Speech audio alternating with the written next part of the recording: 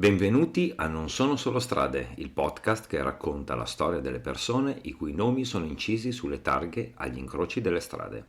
La puntata di oggi è dedicata ad una persona il cui nome di solito ci fa pensare ai bambini.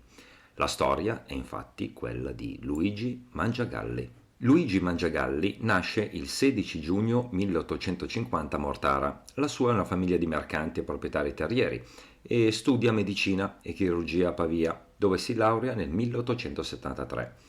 Dopo un anno di esperienza maturata nella clinica di Vigevano, proseguì la sua strada presso l'ospedale maggiore di Milano, come assistente nel reparto ostetrico, ginecologico e pediatrico. Approfondì i suoi studi in materia frequentando la scuola di ostetricia di Santa Caterina a Milano e nel frattempo scrisse e pubblicò relazioni ed osservazioni cliniche che gli fecero guadagnare una buona reputazione sul piano clinico e scientifico, grazie a cui gli si aprirono le porte per una carriera universitaria. Ottenne la cattedra di ostetricia e ginecologia prima presso l'Università di Sassari e poi in quella di Catania.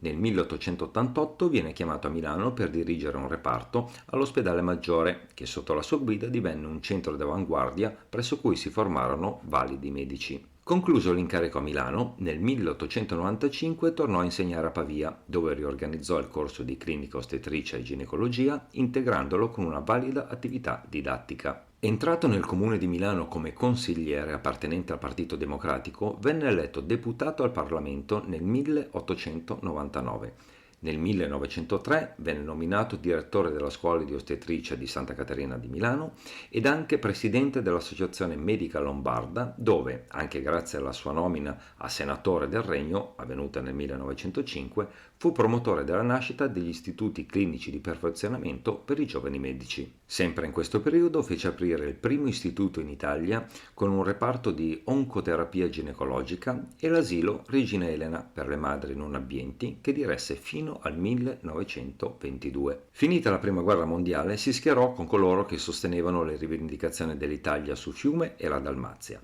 Membro del blocco nazionale costituito da liberali, popolari, democratici, moderati e fascisti, venne eletto sindaco di Milano nel dicembre del 1922. Rappresentante quindi di una coalizione, si trovò 3 anni più tardi a guidare la città in nome del Partito Nazionale Fascista, sotto cui aderì al progetto per la trasformazione di Milano in una grande città di livello europeo, ponendo mano al risanamento del bilancio e promuovendo la realizzazione di importanti opere pubbliche. Portò a completamento il progetto a cui lavorava da tempo, l'Università Statale con le facoltà di Medicina e Chirurgia, Giurisprudenza, Lettere, Filosofia e Scienze. 2 anni più tardi venne istituita la legge secondo cui nei comuni con oltre 5.000 abitanti i sindaci elettivi venivano aboliti e sostituiti con podestà nominati dal governo.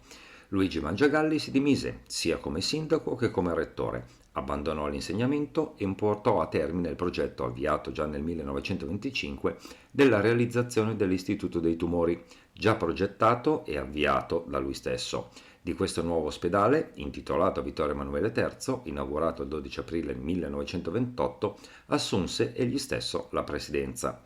Si dedicò inoltre all'opera antimalarica nella bonifica delle paludi pontine e promosse la costituzione dell'Associazione per la tutela e la protezione della prima infanzia. Nel corso della sua carriera pubblicò incessantemente studi, lavori e relazioni mediche che diedero un fondamentale contributo alla ricerca scientifica.